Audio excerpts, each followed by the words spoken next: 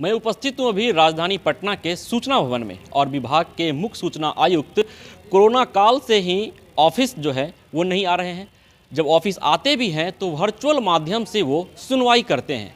एक और जहां सारे कार्यालय, न्यायालय, प्राइवेट ऑफिस, सरकारी ऑफिस जितने भी हैं सभी में काम जो है सुचारू रूप से चल रहा है, अपने समय पे चल रहा है, लोग फिजिकल माध्यम से एक दूसरे से मिल रहे हैं। वहीं सूचना आयुक्त जो मुख्य सूचना आयुक्त हैं वो कार्यालय आते हैं लेकिन वर्चुअल माध्यम से लोगों से मिलते हैं। हमारे साथ हैं अभी बिहार के जाने माने आरटीआई एक्टिविस्ट शिव प्रकाश जी, जो लगातार जो है आरटीआई के माध्यम से अपनी बातों को मांगते हैं, अपनी बातों को जो है डालते हैं सूचना भवन में आयुक्त के पास, लेकिन इन्हें भी जो है वर्चुअल माध्यम से ही बातें इनकी सुनी जाती है। क्या कुछ घटना घट रही है जो भी आप आरटीआई फाइल करते हैं उसके बाद? कोरोना जब शुरू हुआ मार्च 2020 में, तो उस समय 3 महीने पूरे देश के सभी कार्यालय बंद हो गए थे। माह जून 2020 से वर्चुअल सुनवाई का मामला हुआ, कार्यालय चलने लगे वर्चुअल जो है। तो मेरा यह आरोप है कि बिहार राज्य के मुख्य सूचना आयुक्त जून 2020 से ही वो जो वर्चुअल हुए, वर्तमान आज की तिथि तक वो वर्चुअल चल रहे हैं। जबकि 2020-2021 में एक पीरियड था जिसमें पूरे देश में न्यायालय से लेकर सरकारी कार्यालयों से लेकर वो वर्चुअल हुए, लेकिन उसके बाद फिजिकल भी हो गए। लेकिन ये कभी फिजिकल हुए नहीं। फिजिकल नहीं होने से ये परेशानी होता है कि वो मनमानी करते हैं, आवेदक अपना बात नहीं कह पाए। किस तरह की मनमानी होती है? अब फिजिकल रहने पर आवेदक अपनी बात को कहेंगे, स्क्रीन से वो सामने से हट नहीं जाएंगे जो है। लेकिन वर्चुअल में ये हट जाते हैं, आवेदक कभी कुछ अपना बात कह नहीं पाए, मुझे सूचना मिली है या नहीं मिली है, क्या आपत्ति है, क्या दिक्कत है, लेकिन उसमें उनका मर्जी चलता है। वो स्क्रीन से हटा दिए, फिर दूसरे केस की सुनवाई कर दिए। लेकिन फिजिकल होता तो यह बातें नहीं होती। तो इनकी मंशा है कोरोना के नाम पर जो है एक लंबे समय से जो है, जबकि देश के सभी कार्यालय, राज्य के सभी कार्यालय, सर्वोच्च न्यायालय, उच्च न्यायालय जो है सब फिजिकल चल रहा है।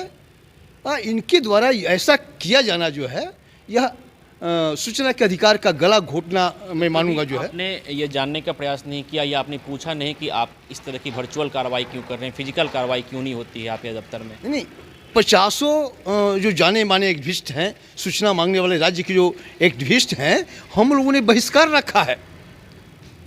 हम लोगों ने लिख कर दे दिया है कि जब तक से फिजिकल नहीं होगा हमारे मामला की सुनवाई न की जाए।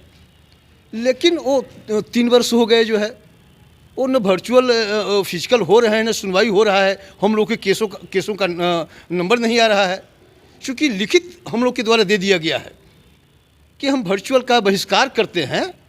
अब दर्जनों आरटीआई एक्टिविस्ट जो जाने माने हैं वो सभी लोगों ने बहिष्कार किया है।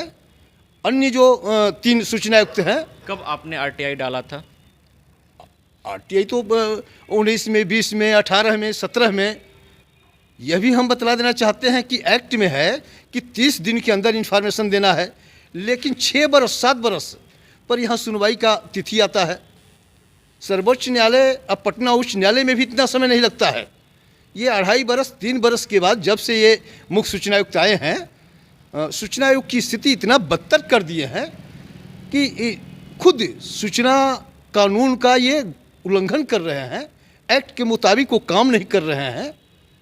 अब 30 दिन में नियम देने का, सूचना देने का प्रावधान है। अब 3 वर्ष 4 वर्ष के बाद डिफेक्ट दूर करते हैं। हम जो आज फाइल करेंगे द्वितीय अपील इनके यहाँ, तो वह 3 वर्ष 4 वर्ष के बाद हमारे पास जाएगा कि आपके आवेदन में इस तरह की त्रुटि है। 14-15 का द्वितीय अपील का मामला भी चल रहा है। आप जोड़ लीजिए कितना वर्ष हो गया जो है। तो बहुत स्थिति जब से ये आए हैं बहुत बदतर कर दिए हैं। इनकी मंशा है, यह सरकार की मंशा हम मानेंगे कि सरकार वैसे अपने प्रो लोगों को बैठाई है, जो सरकार के प्रो ब्यूरोक्रेट हैं, जिनकी मंशा है। 2006 में जब सूचना आयोग का गठन हुआ तो ऐसी स्थिति नहीं थी।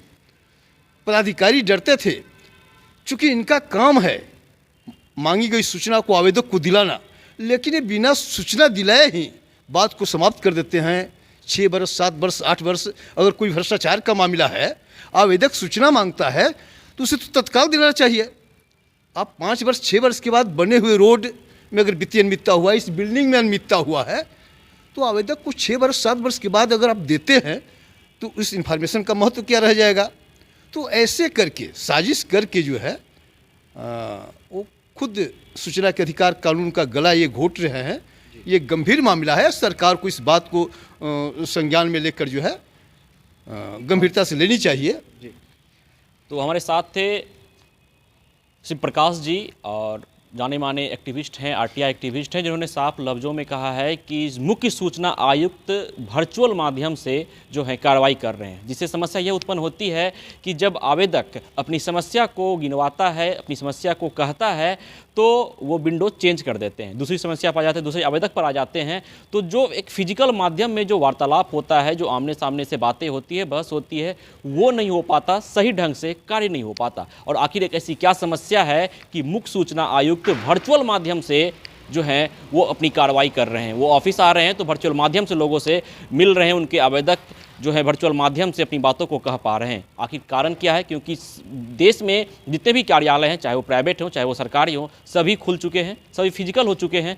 कोरोना महामारी के बाद एक बार फिर से कामकाज जो है सुचारू रूप से सही समय पर फिजिकल माध्यम से हो रहा है। तो इस सूरत हाल में बिहार मुख्य सूचना आयुक्त वर्चुअल माध्यम से क्यों अपनी कार्रवाई कर रहे हैं? खबरों का सिलसिला यूं ही चलता रहेगा। मैं विश्वजीत आनंद, फर्स्ट बिहार, पटना।